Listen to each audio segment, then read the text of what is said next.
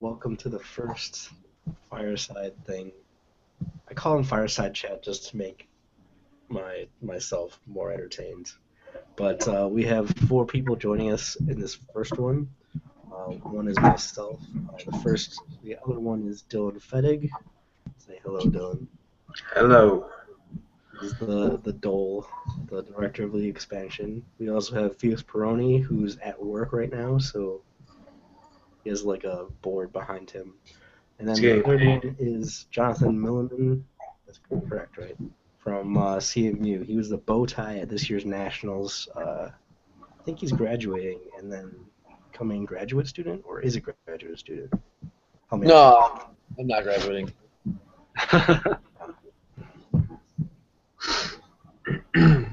So we have like four things on the schedule today, and then one more as we get to it. I understand John has to teach you in the morning, so we'll get to his thing first, which is increasing the roster size of the bench.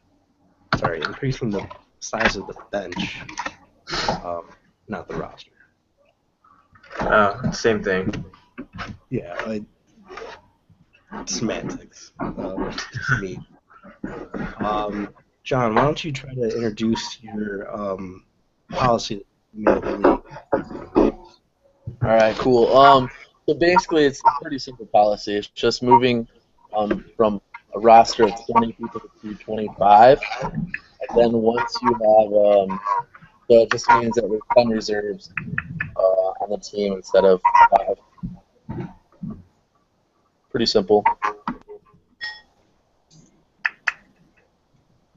Okay, so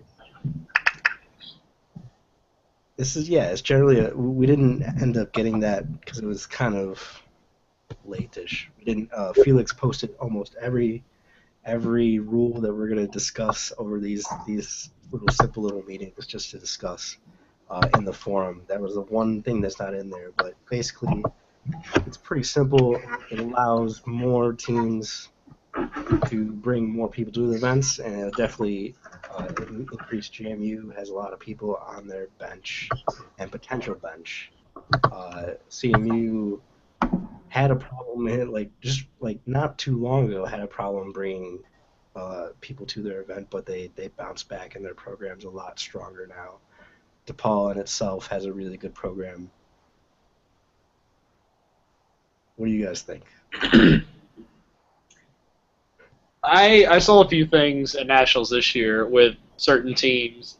They didn't even play the full 20 that they brought. I know for one, I know that there were 2 players from Ohio State who pretty much rode the bench the entire time anyways. And I think they were there just for injury purposes, just as a safety net. But I've never been in favor of this rule, just because some teams obviously have more pools, such as JMU, Grand Valley, and Central Michigan. They have larger audiences to pull from. But smaller schools like WKU or UWP or even Kentucky this year, they don't have a lot of students. And so it seems like it's more fair just to take your top athletes rather than just packing the bench full of people to join in but not necessarily play.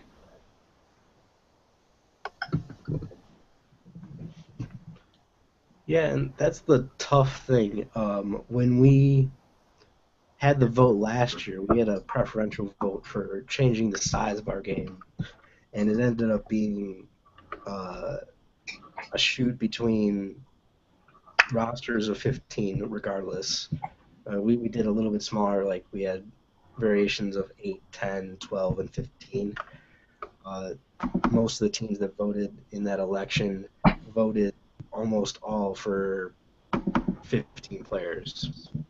And then it was a shoot between defining that 20-man roster for an event or defining as much as you can do, and only 24 a specific match within an event. Obviously, we had 20 people.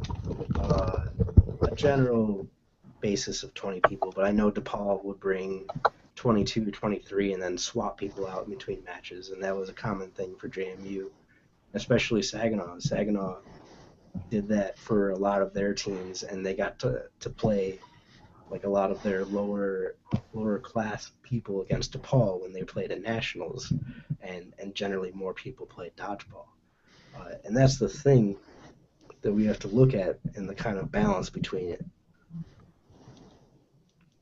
I mean, I don't feel that's a competitive advantage for any of the upper echelon teams like Grand Valley or Central or Kentucky or Ohio State. Like, it's not making the competitive advantage any different.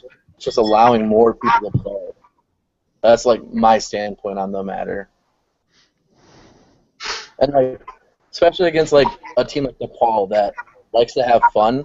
I mean, if you are traveling with 20 people and you can bring an extra 5 people and count the match even still, and they get more room experience. I feel it's beneficial for both parties. Yeah, I'm looking at the vote from last year, and we did actually vote on the 25-man roster. That was one of the options, and there was 6 teams that chose that as a first option. So there apparently is some interest in that. Yeah, I would actually think it would be useful to bring up for another vote. And I'd also like to be, on a very tangent to this, is useful to see what people want our game and the size of our game to be. Because I know we had a vote for a 12-player thing, and I know that'll be just easier for coming from DePaul. Like we're all from Michigan, and Felix is the only one with the really hard player troubles, aside from CMU's in the past. But still, it's so much harder for a younger team to bring out the minimum of 10 people even. And if I was always in favor, not always, but in the past couple months and year, I've been moving towards thinking about a 12-player roster and 12 players on the court and something a little bit more manageable. But the history of our league is using. We grew up playing big, large-scale games just to get as many people as possible playing. So I guess it would be really good to go to a vote.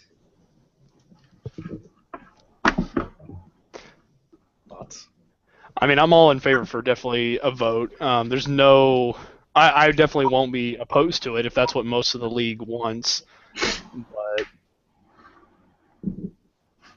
my personal opinion is I'm more in favor for reducing the number of players to 12 on the court with 17 on the bench. That's where I would like to see this league to go. But again, I'm not a player anymore. I'm just on the administrative side. And it's from our two perspectives, where Dylan is just joining the alumni in a couple weeks, but it's hard to look at it and go like and see the teams that struggle, that are new and come in and they can't get play. They can barely get 10 people to play, even in the regular dodgeball nights, much less travel. So even if we don't knock down that 15-player roster and like maybe even open that up, I would still like to see maybe even an NCAA style rules with a 6 or 8-man team in a separate double league, because that would increase our exposure, and definitely in looking at our competition aspect, I think somebody's going to come in as a collegiate league and snap up a 6-on-6 if we don't capitalize on that.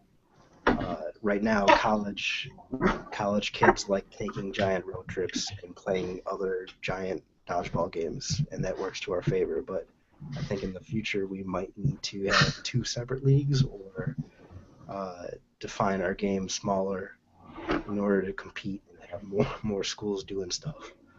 I think the problem with that is that you need people. I mean, for the most part, people are only going to be there for 4 years. So if you don't make roster your freshman year, you're going to be discouraged and you might not come back next year. And if you have a big class that's like 10 people, they all graduate at the same time, your club's just done because that's your team basically. Yeah. So, Definitely a big balancing act. right. Hey, Felix, can I hear? I haven't heard the 12 moving down to the 12-man person. Can you tell me why you think that's a good idea? Sure. I just feel like, yeah. Go ahead. I just think it's a more competitive game.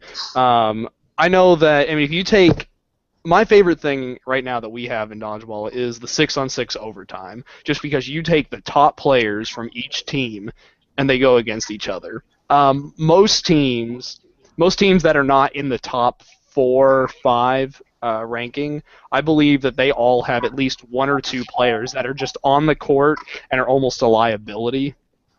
And so if you take away those players and you make it more competitive, just taking the top tier players, Yeah, you don't have to I play. think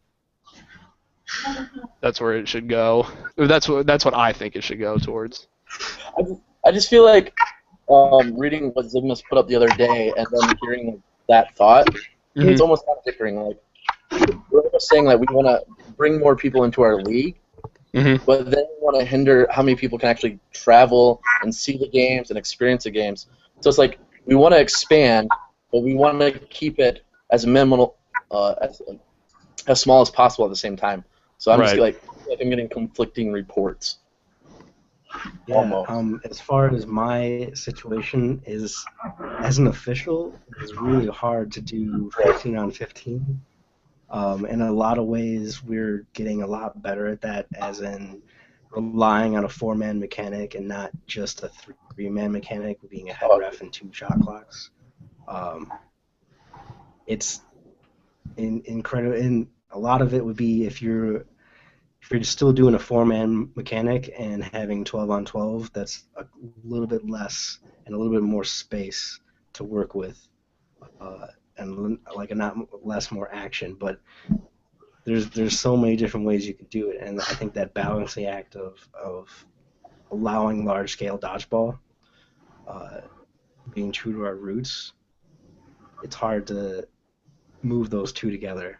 Something that's manageable and open to new teams. I think that's why so many people were afraid of the 8-man team, which was the lowest ranked option of the 5 options in that one vote last year, because it was just so drastically different, and it would just cut the league in half. It would cut that league picture in half. There would be 16 times 8 people, which is not a lot. It's 120 people. I mean, that's correct. Probably not, but yeah, generally, it's a hard decision to make, and I guess I'm lucky that it's not just my call, and it's the rest of you guys' call. Right. I mean, I guess my big thing is, personally, that's where I would like to see the league go. But if we decide as an organization that we want our mission to be to spread dodgeball across the country and to open it up to as many people as possible, then I'm okay with larger rosters. But if we want a more competitive game and more highly skilled games, I think that the lower numbered rosters would be in favor for that. But that's just, again, my personal opinion. But I'll definitely support whatever. Actually, a good comparison to this is DePaul's own experience in Elite compared to NCDA. Their NCDA rosters are open invitation generally. DePaul is in a case where they're doing 15 on 15 a week at their local dodgeball nights, and their rosters aren't that competitive. It's more of whoever can go and pay. And it's nice that they're allowed to do most of their roster and swap people out during the year, as compared to their elite roster, which is very competitive. And DePaul generally just doesn't do a lot of intense stuff like they do at the NCAA matches. So it's a little bit more. There's players at DePaul that are great people that wouldn't be able to play in Elite just because they're so competitive, and especially the North region is a very competitive entity. So they're very different. I mean, Dylan, do you have any comparisons on the outside from DePaul? Well, that's a good comparison because DePaul's usually they're undefeated, but you usually count that as a win when you play against them in NCDA. But in Elite, yeah, we lost to them last year in Elite, so they're a real team. Yeah, no, but it's also not all those guys are in school right now, so that might be most of your best guys that have gone through that program. So, and you didn't have them all there at the same time. So yeah, agreed. The alumni, some of the alumni have flown into the DePaul. And that's the same thing. They don't want to. Elite as an organization didn't really want to use any university names for legal reasons, which is fine. I get it. I've been there before. Before I started doing NCAA stuff. But yeah, that's a comparison. Any touching last thoughts on that? Next one.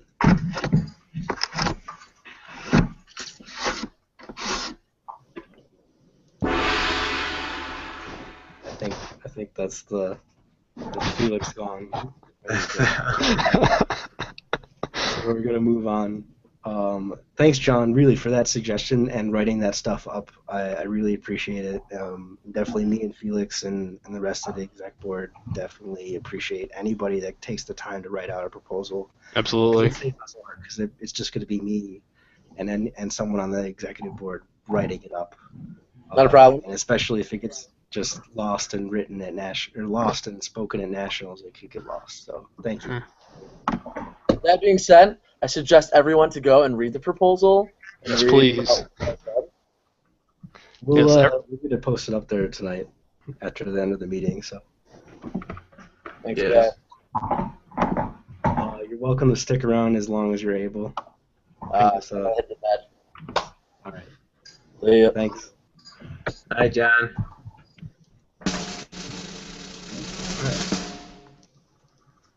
Drum roll. Next one up on the discussion right now is the shot clock definition. This is redefining Rule 3.3.4.1, which is a 10-second shot clock inconsistent, or 10-second shot clock consistent for the entire match. Yep. Proposed by Felix and Bomas many times over. Felix? The reason that I suggest this is I hear so much complaining from players and from audience members that the game is just too slow. It's stall ball. And so this was just the simplest fix that I thought of, and I'm sure this is what Bomas was thinking too, although I can't speak for him, that by increasing or decreasing the shot clock count, you're speeding up the game. Whether this is true or not, I'm not sure. I know that Kevin Bailey posted on the forum saying that people might not throw as many legitimate throws. It might just be throws to reset the shot clock since they feel rushed, which is definitely a good point, and players might throw out their arms. But this is just a simple type of fix that I thought might be able to speed the game up.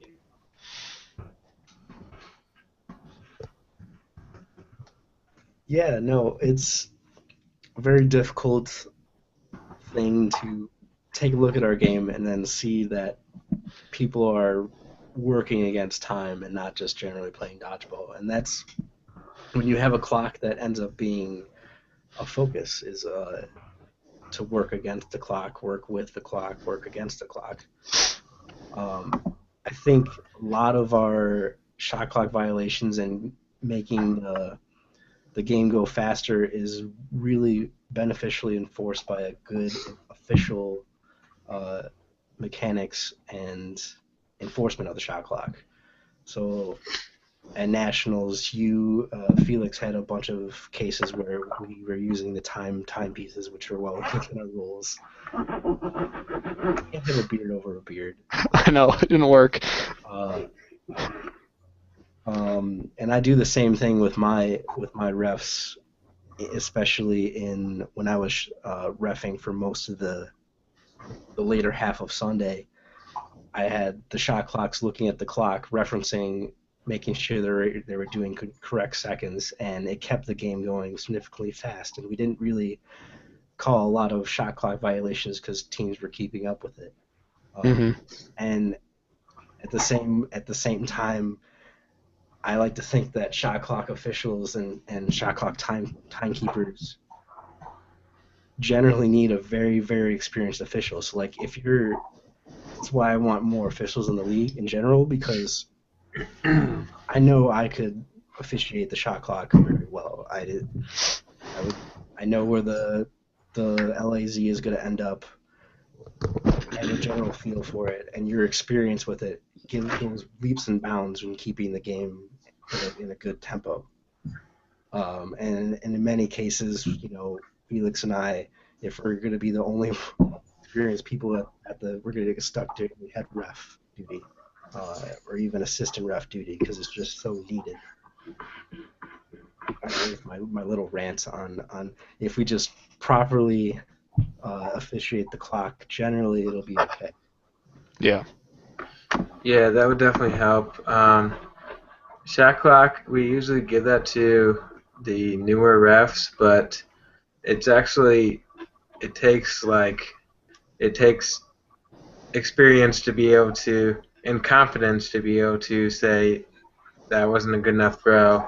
You throw again, or it falls over, because you're gonna have people screaming at you, and younger guys aren't really inclined to do that. No, it is that for that exact reason, and standing up to a player and whistling, saying no, that was not. I'm going to keep counting, and then whistle when it does happen. Yeah.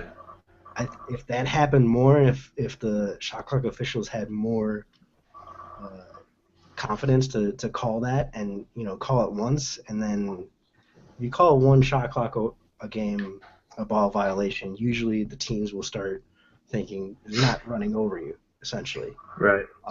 Right. It takes a strong official to do that, and that's why I say the assistant ref is the one you should be giving the new people, and shot clock should be your more veteran people. Right. Well, yeah. Go ahead. I think TJ was shot clocking one of our first games on Saturday, and he's new to the game, and so when I was out, or when I was sitting out at the point, I would just sit right next to him and help him, and if I thought it was not good enough, I would tell him to call it. He was afraid to call it on my team, but I just said, no, if you think it is, then call it. The confidence, it goes a long way. Right. And I think TJ he did really good at the end of the day. In the first couple matches, it really helped that like you said, you were doing it, and I had him with Bomus. He was trying to do a little bit of teaching and stuff like that. So. Well, one thing that I always do is I always have the shot clock official stand on the opposite side of the court from me, and then that way, and I try to do it after every throw that's kind of iffy.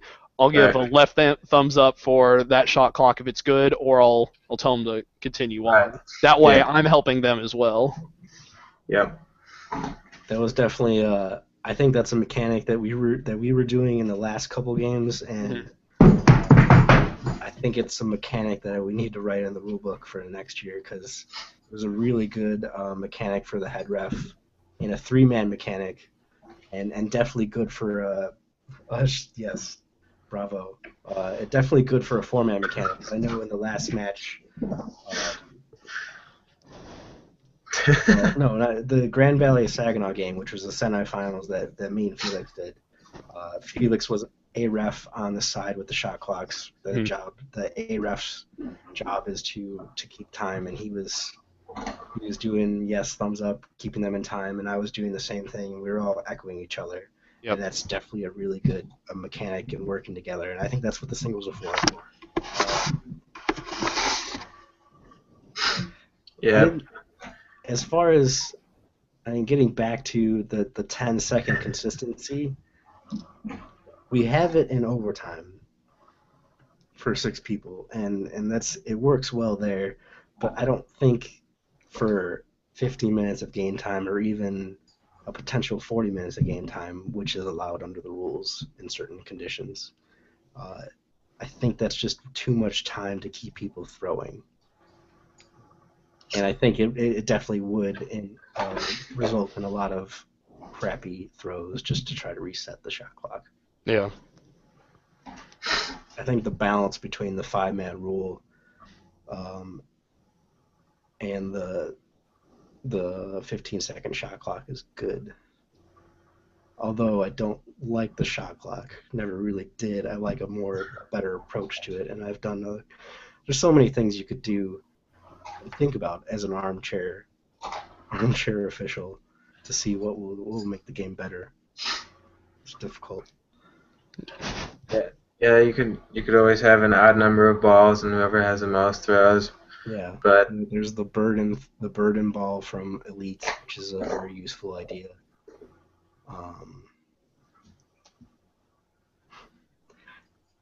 Yeah, it's some of that discussion. This is one of the discussions that will probably be revisited in a lot of different things over the period of summer. So we can always revisit. Yeah. Have somebody write up a potential, and then we'll hash it out. Right. Chair meetings.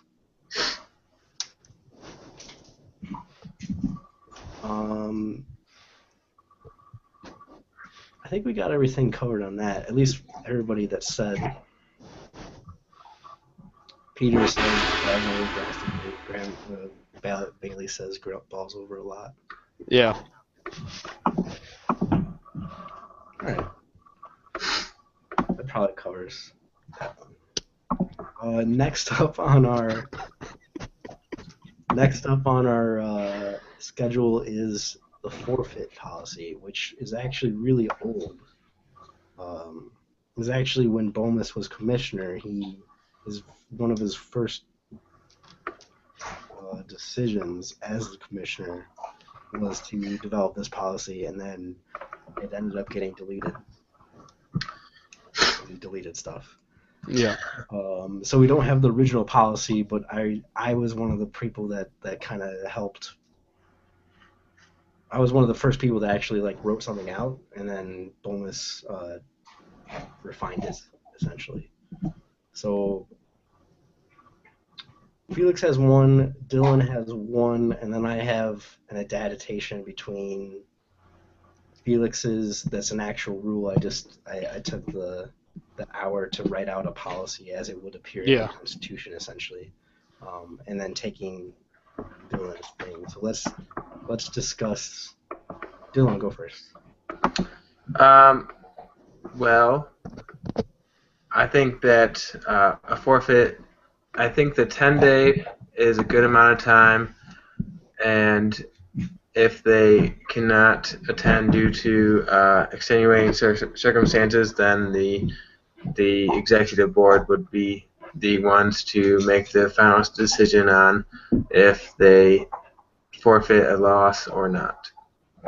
Basically, I think it removes any negative attitudes that the captains might have to each other if they're like, please don't vote for us, please don't vote for a forfeit, and the other team's like, well, we really want to win, so we're taking it.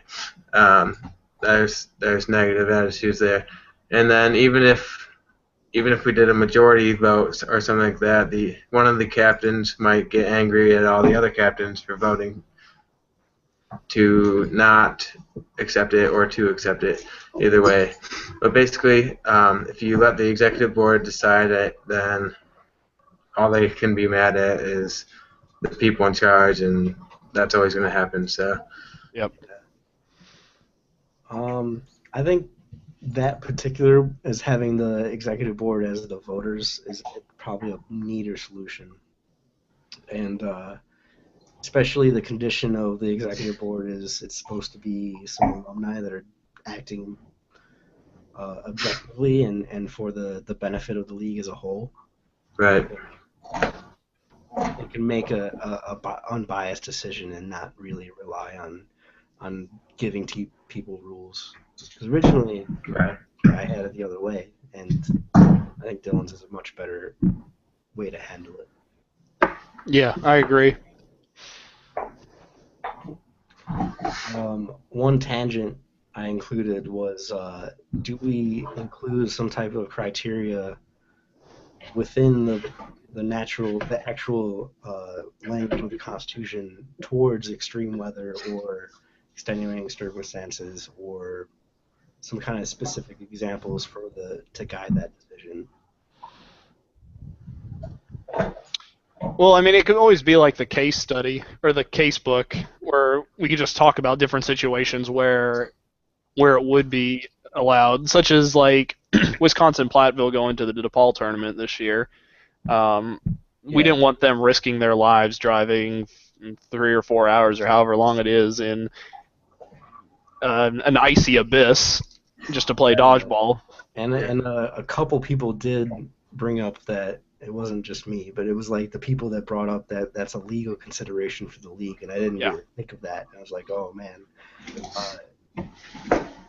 it could be, we don't really have any waivers in the league at all. Yeah. That's something we will add next year. Yeah, well, but as far as that goes,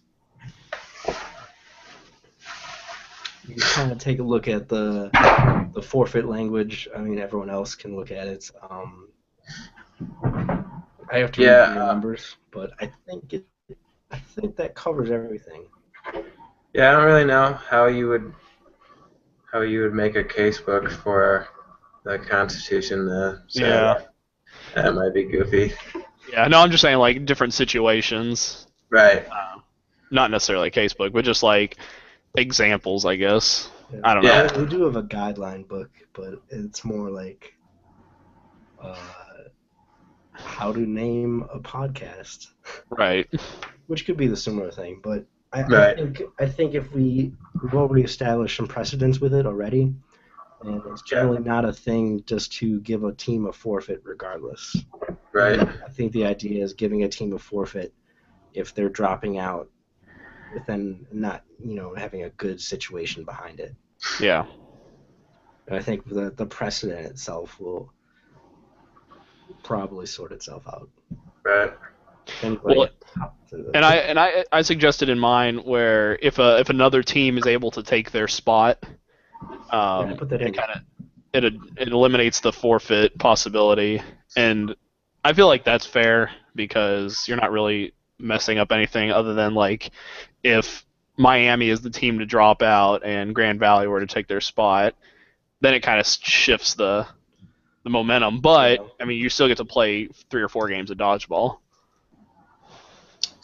Yeah, and you didn't really specify in your wording, but I don't know how we would deal with it if there was like 5 teams going and you're only going to play 3 of them. Would everyone get a win, or?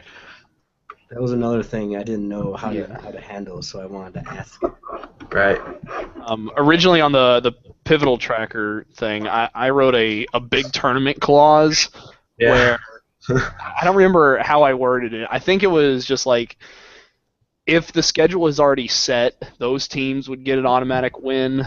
But if the schedule had not been set, then the team would only get losses, but nobody would get wins.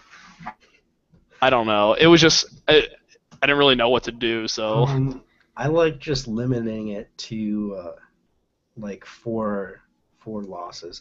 We don't really want to put a lot of forfeits in the book. We want it as a penalty for not coming to a tournament. We don't really want it to just hand out wins to Right. other teams, which generally screws up the strength of the other teams, like the general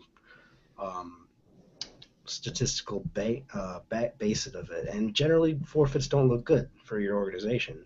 Yeah. It shows that your teams aren't going in. So we need that a nice little balance between those two things.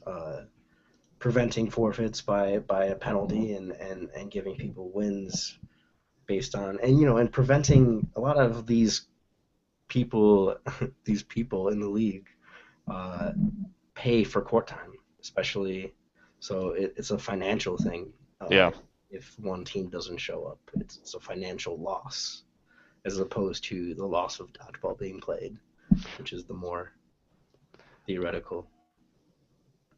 In 2014, when WKU went up to Kent for the Ohio Dodgeball Cup, Bowling Green dropped out the morning of, and Miami dropped out. I think it was a week before. It was enough time, so we drove the 7.5 hours up to Kent and only got to play Ohio State and Kent State. And it kind of sucks driving all that way to only play 2 games when you were expecting at least 3 and possibly 4. Yes, so I mean that is part of the league. Yeah. That we had the balance between the things. So hopefully this will be okay. We'll have to figure out. We'll definitely have to think about it. 4 games in one day is huge. That's so many games. I really think a 3, up to 3 is probably a better. Yeah. A lot of the bigger tournaments now, they're playing 4 games in a day, and the entire nationals. you play 3 and then you play one on the other day and you're wiped out. Yeah, I mean the entire time I played in the NCDA, I only played one tournament where we had 4, and it was awful. It was at the Beast in 2013. We played 4 games that day, and I was dead. I don't know how these players are doing it now, but also, I mean I'm old now, so. No, it's oldness. Yeah. I invited Dylan back in. He got lost. Okay. He's playing around with the beard. Symbols generator. Draw. Let's see.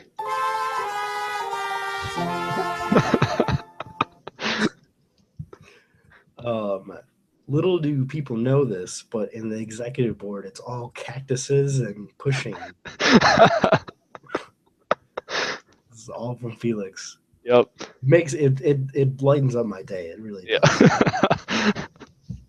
To eat those cactuses, and especially the cactus that I was really happy, which I got to throw out to you today. But it's like this. Oh, yeah.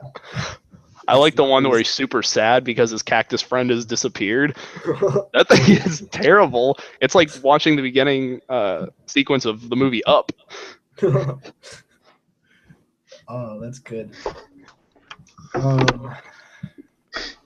Dylan, I'm back. he doesn't know. He does not know what he's doing. I had to move to a corded connection. So I mean, we were just cleaning up the last of the forfeit. I brought up that 3 games max is probably a better condition. Okay. Based on our current match length. That's 3 hours of dodgeball. I don't know. What do you think? As opposed to 4 or 5 or unlimited. How would you decide who got the wins then? Probably the executive board. It's difficult because it's so much better. Actually, there was a small rule or policy that we tried to get people to do this year, which was define your matches 10 days before. Yeah. That situation. And people just still aren't making their schedules in time, or even submitting them to the league, which we really need those in order to make sure you guys are reporting the matches in the order that they're being played. Um, There's many things behind it, but well, what if we just gave a loss to the teams, but not reward any wins if a tournament is larger than 5 teams? So there's another way to do it. if you can still get in 4 games in a day, or 3 or 4, whatever we decide in a day, then we just penalize the team that didn't show up. But if you have a 3-team or 4-team tournament, then all of those other teams would get a win because they're playing 1 less game of dodgeball than they typically would. Yes. I do like that you basically said to give them a overtime loss win, basically, so they only get 1 point. Yeah, that's my very, very old thing. That's a good idea. I was like, it's not really, it's, you want to award, so if you give them an overtime win. Loss. You gave them so overtime loss. If you give them an overtime loss, right. And the Gonzalo, it's pretty much kind of half. Like, it's almost you fought to that point, and you give them less points. So, I like that. If we bring that back, that'd be awesome. That would be very. It's still an OTL counts as a loss, but it's less weight. right. It's assigned many different ways. So that's interesting. I definitely like the OT loss rather than the regular loss. But it's just because, like, I don't know. I don't want teams to build up an entire record based upon forfeited losses. I know Kent State had 5 or 6 forfeit losses this year, and that sucks. It really hurts them, but it hurts them in some ways, but like it skews that they would have played. Yeah. And I know actually, so I think I think 4 of those matches. Yeah, 4 of those were at one time. That's a big swing. Then again, we have a lot of games being played, but right. still don't want to. It's a balance. I'm saying balance a lot because that's how we decide things. We don't want to. What's best. Yeah, I mean I can see how it affects the NHL system, but I have no idea how the forfeits would affect other systems either. Gonzalez is less points exchanged. So normally, say you're exchanging 0.5 points. Right. Rating exchange of 0.5 points. If you win to overtime, that'd be 0.25 points. Oh, so it's just recording as an overtime loss then? Yeah, it's a multiplier that's variable, and the same thing goes for the Peroni system. So normally you would lose points for losing, but if you go into OTL, you don't lose as many points because you fought that way. And that's almost the same goes for NHL. Like you officially go because you rent regulation, the NHL and champ, you get 1 point for each team, and then the next team gets a point for winning. Right. Essentially, right? So they all kind of do that, except for Lieblich, which doesn't track overtime at all. Yeah, well, that would be goofy if you. I don't remember what system you said, but a team forfeits, but you lose points because they forfeited, because technically you got an overtime loss from them forfeiting. No, well, I mean it would count as an overtime loss to the forfeiting team, and then a forfeit win to the other team, which counts as a general win.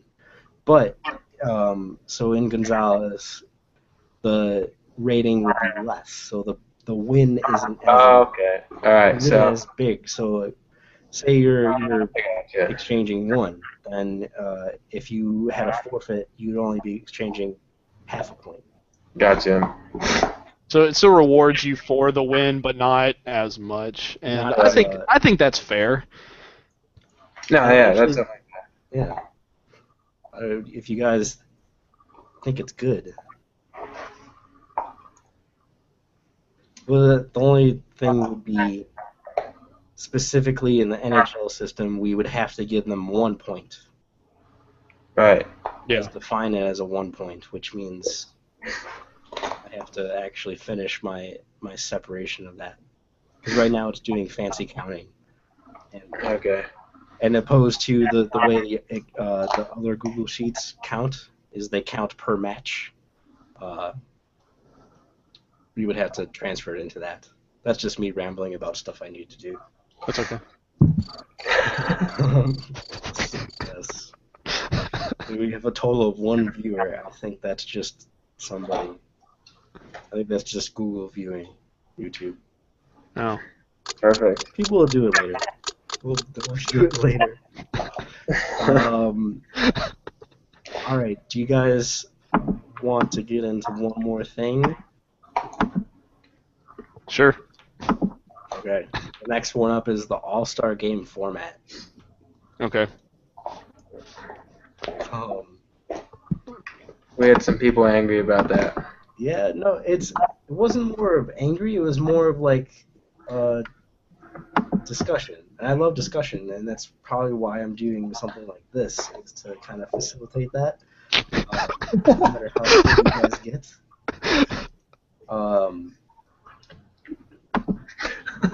Because Sam first came to me and he was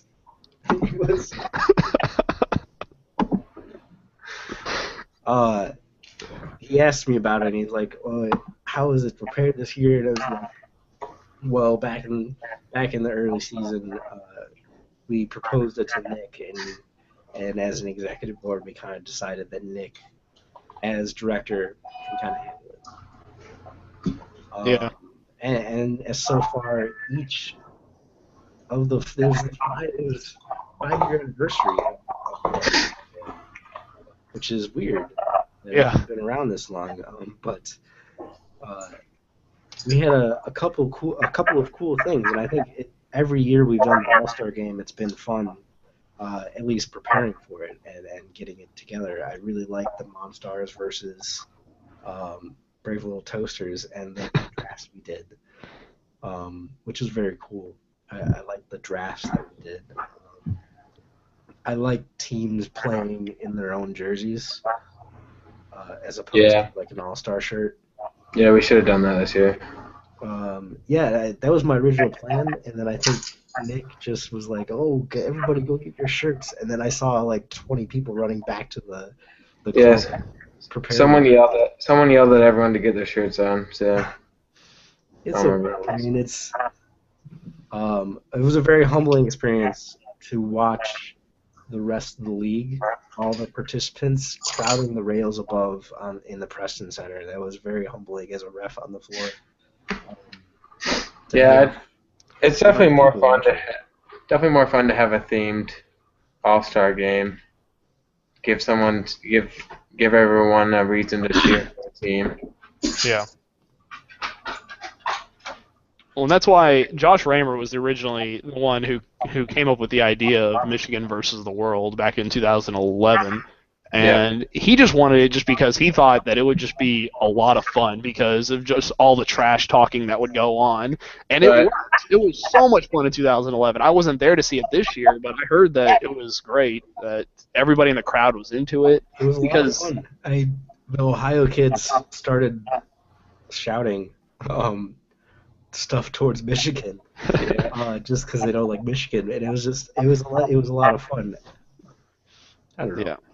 I liked taking the balls from Michigan at the start of the point because we had team was supposed to be represented as with their own ball, and because Michigan only had 4 teams on their side, they only get 4 balls to start with.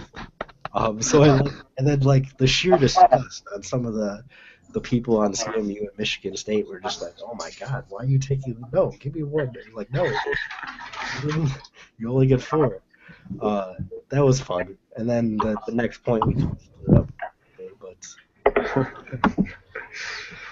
But I think the important thing to take away from it is it should be fun and it should be a little bit more different, more flavorful for each people that try to host it. Yeah.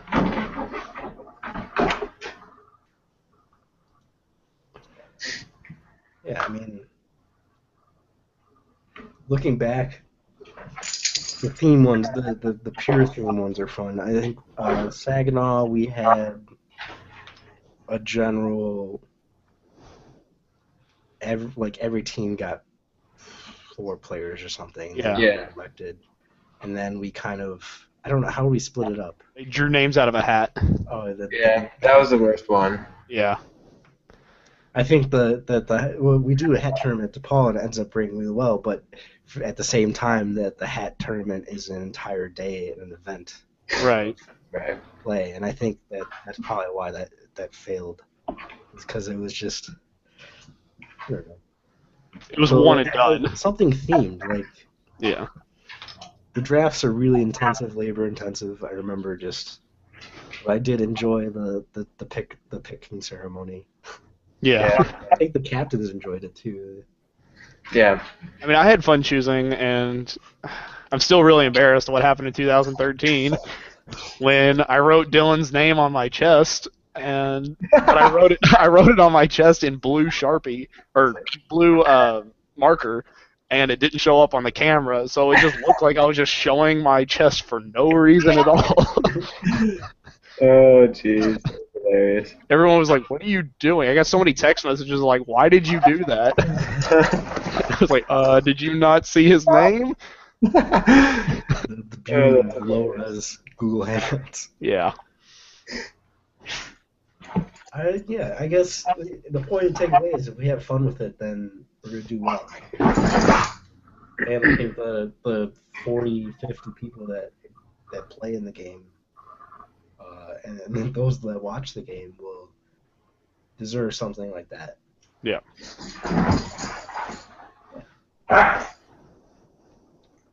All right, we're closing up on an hour of talking. One particular thing that you would like to see discussed entering before we have the next one? Off the top of your head. We could definitely talk about the national tournament structure. That's Yeah. I want to create a survey and see how everyone liked what we did this year, because I really, where you get one requested game, you get one, at least one game where you haven't played that opponent before, and then the other one's kind of closely matched. Yeah. I want to see how people like that, because I really didn't hear a lot of complaints this year. There was a couple teams, but overall it seemed to be good. It's a hell of a lot of work, but at the same time, if everyone likes it, it's worth it. Right. As far as the feedback that I got, a lot of the people really liked that they played somebody in their strength level. Yeah. That was the big takeaway from at least from my perspective, was they liked playing somebody that was within reach. Yeah. It's not like we have a great amount of parity in the league. I really don't think we have as much as it should be, but I think we're a lot better, and I think that the Nationals games that were rated and given based on that were perfect. As perfect as it could be. Yeah. Yeah, I think if in a world where exhaustion was not a factor, last year's original pools would be perfect, but that's not reality. The princess pools. Right. Okay. I like Everyone the playing idea. close games would be the best case scenario, but then everyone's tired. So Yeah.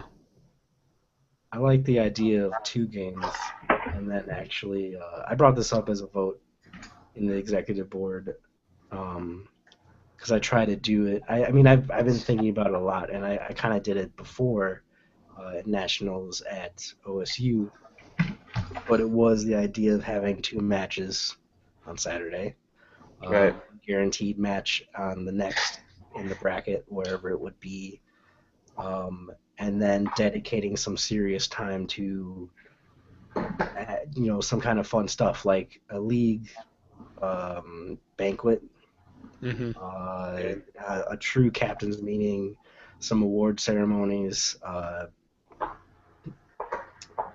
Skills challenges. skills challenges. I was really considering because DePaul brought its DePaul and Mario.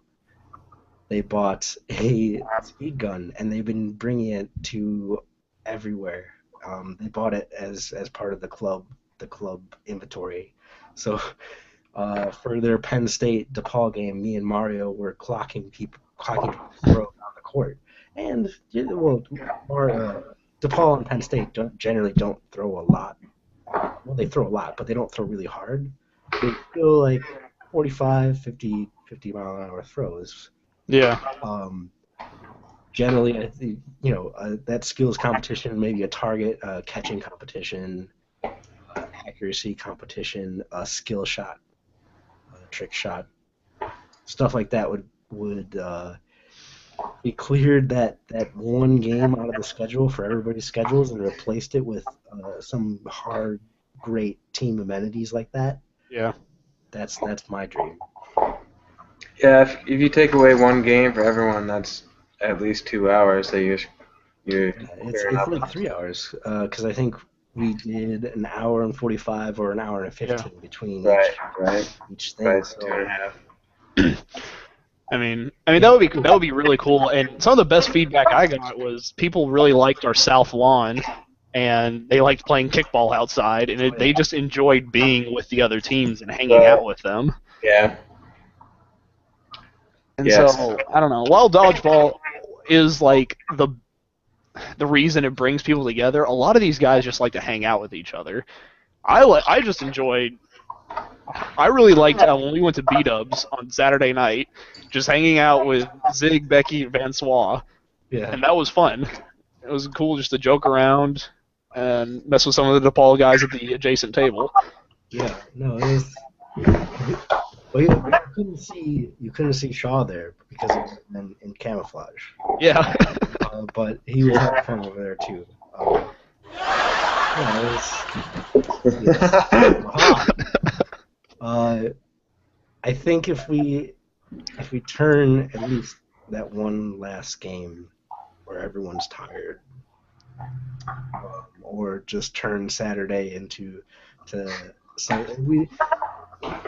it'd be better. I mean, going back, we needed Saturday as a young organization because we didn't have any games in the season at all. Right. And it turned into the season, and now we have an average amount of plays, like I think it was 7.5 games played per team for the season. It really is unimaginable like 2 or 3 years ago. So, Yeah. I think we're in a better position not to rely so much on that and try to give teams a great nationals experience. Well, even if we try to do like Kentucky, we did Friday, Saturday, Sunday. That would free up. You could keep your 3 games, but you could play 1 on Friday and then 2 on Saturday, and then do whatever afterwards. Yeah. And if we did midnight dodgeball, that would be kind of cool on Friday night, because most teams are there by midnight anyways. Right. You had 1 game on Friday night. I mean, that would be. I would like to do that at some point, but I didn't. When we played at Kentucky, we opted out of the Friday game because we didn't know how our arms would feel playing 3 days straight. Yeah. That's true. That's also lot of armchair health officials in the league generally have always made that argument is like you're playing so much dodgeball and it's just your dodgeball in itself unmatched will tear up your arm because we're stressing ourselves so much and that 4 games over the weekend and especially up to 9 games I think. How much did Grand Valley play? Because they went all the way. 7. 7, yeah. 7 games in 2 days. It's a lot. It really is insane. And it's like 7 50-minute halves of game time. And even if you're being conservative about the shot clock, that's still a lot of throwing. It's a lot of activity. And with 15 people, I can see a lot of stuff going wrong. And I worry that somebody's gonna tear their arm just because of that. Yeah. Not knowing their limits and saying I gotta sit out this game because my arm won't do it. But, Right. That was like that kid from Kentucky this year. He definitely tore his ACL and just continued playing. And Alex Eichelbeck, the EMT on staff, he told him, he said, do not play. You shouldn't even be walking at this point. And then the next game, he was playing again and hurt it even more. And the kid's mom was there, and Alex went up to her and said, he's going to have permanent damage if he doesn't stop. But Yeah, he did the same thing last year, too. really, yeah. I'm pretty sure he's like on the varsity track team, too, so that's good. Yeah. At that point, how serious do you really want to take it? Yeah. Um, It's like I could have played this year at Nationals just because I was finishing up my master's, doing those stupid last classes they're making me take. I could have played, but I'm tired. I'm too old. My fingers hurt. My arm hurts. I don't want to play anymore. I knew it was time to quit. I want to play. I just want to play like pickup and alumni Yeah. games and I don't want to play where it matters. yeah. Like, I like playing the trampoline dodgeball, the ultimate dodgeball, and I'm going to start getting into Elite this summer, but Whoa, what team you playing on? I don't know. I got to figure out a team because I'm moving to Columbus, so I'm trying to get some of those guys together, unless I can join in on another team. There's not a lot of Ohio people, right? No. Generally. I mean, Star, granted. He lives in Chicago, right? Star's from Chicago. Yeah. Colin's from Chicago, from MSU. You could probably find some Kent guys. Yeah. I mean, Kent or I'm OSU. sure there's definitely people that would do it. The best advice I give anybody is actually ask people, because Yeah. if I weren't asked to play, I probably wouldn't play. I would go in and play at Aberdeen nights. Shout out to Aberdeen for the very genesis of college dodgeball rules. Still playing that court. It was just repaved. But yeah, that's my best, is actually invite people to play on your team. Create a team. They're probably better. Yeah, so you kind of like have your own specialness.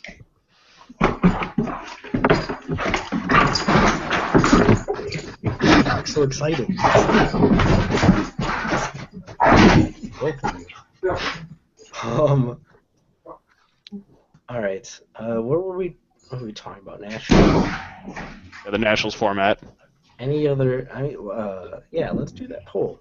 Just a poll, not a. And I will include. Before we do that, let's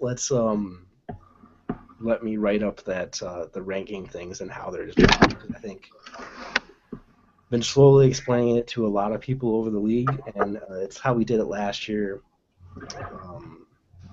How we did the first initial pools is how we rated them, which was a giant five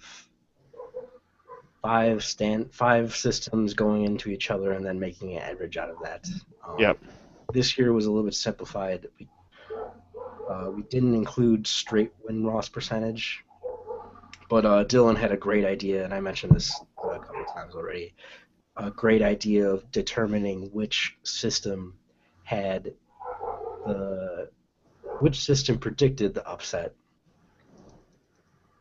and how many upsets were there under a specific system. So which system had the least amount of upsets, Right. which I think would be the Gonzalez system, based on pure mathematical how it's done. Yeah. It's the best strength between the leagues. I think the worst will be not Peroni. Peroni would be okay. I don't know. It might be kind of bad. The worst would be Lieblich, I think, just because of the way the calculation of that one functions with the strength of schedule and the way it's affected based on who you play. It's not suited for that kind of purpose, so I think that'll help. Yeah. Just going into my mind bank and seeing, I think that'll be the worst, but I think they'll all be pretty good. I think they're all a good indication of a team's strength in a particular way. It's definitely good for what we have now, for our league right now with no set schedules, no set maximum amount. It's good for what we have now. They all measure something different. Yeah. So and the point is, I'll get those out as soon as I can. Colin's been writing one. I'll try to get Felix to write one when he's off, when he's in his hospital stay for the next week. Yeah. And I'll try to get the general exec board to kind of I forgot about that. mesh some stuff together. And then we'll do that poll and see how people were satisfied. Yeah. We should have done a poll based on officiating, or just autopsy for officiating, like Bomas has done in previous years. Yeah. By the way, were there any cards thrown?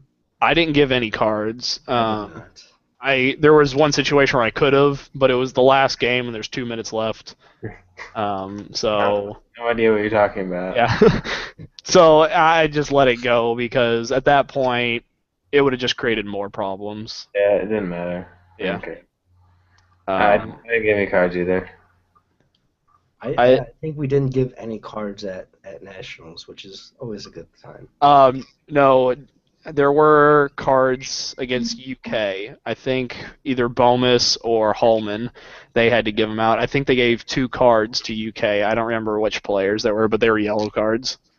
I think if it was Hallman, then he reported it in my notebook thing that I have not digitized yet. So Okay. We're not looking at it. I want a small shout out to the refs that did point statistics. Oh, yep. That's always good. It's kind of an easy thing if you're able to do it, and it's a couple seconds after and a couple seconds downtime. Yep. We need to get some kind of intern, just to do like a set and then just do a bunch of like stats on them and be like, okay, the average time per game, or the average amount of points in a game. Yeah. How long they lasted. Give us some fancy graphs. That's what I need. Just to make myself interesting. All right. Any passing comments before we shut down? Shout out again to Nick Johnson. Yeah. I loved the 300 pounds of fruit that he bought. That's pretty awesome. It's like 200 pounds of bananas and then He asked me how much he should buy, and I was like, I have literally no idea. I just told him several bushels, just because I don't get to use the word bushel that often. Yeah, there was a lot of bananas left. Yeah. I think he took them all home. So the problem was a lot of they were picked clean of the ripe ones that you Yeah. eat. And the rest were just never touched. They're too green because they're not. It was just like people going up, looking at it, fishing around, and I guess it's our gathering our human gathering instinct. We know what bananas are supposed to look like. So Yeah. oh, it's weird. And the weird things you think about when you're just watching people do stuff because you're so tired. You just want to sit down. That's like anytime I watch Kevin Bailey do anything, I'm just like, what is he doing? Yes. Yeah, that's real. Oh man, we should have had an over/under based on how many deodorant sticks he brought. It's like Glenn Fletcher and his shirts that he wears at dodgeball. That is true. Dylan or Kevin Bailey. It's the only thing I saw him eat all weekend was deodorant. He's the fat unicorn that eats deodorant. Oh man, he gets made fun of in so many things, and it's just great. It's great for you. I think that'll do it for us. If anybody's watching by the end of this time, is that a corn or some kind of hair? It looked like a corn in the thumbnail. It looked like corn. I think it's supposed to be like a Mardi Gras hat. Or a mohawk. Or a mohawk. That makes more sense. I I don't think know. it's Bulmus wearing a mohawk. Yeah. This is me when I think about Dylan.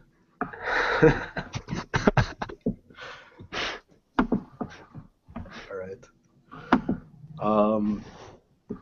For anyone else, we'll try to get a bunch of these happening all the time. We'll get one in the middle of the day if it works out. Get some early. As always, I'm going to leave you with write up your stuff, post them in the forum, and please take some of our work out.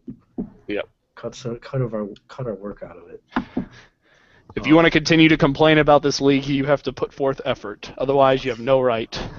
Yeah. Otherwise, it's not going to get done, and you're Yeah. going to keep complaining while you're an alumni. So, do yourself a favor and do some work. Thank you. All right. See you guys.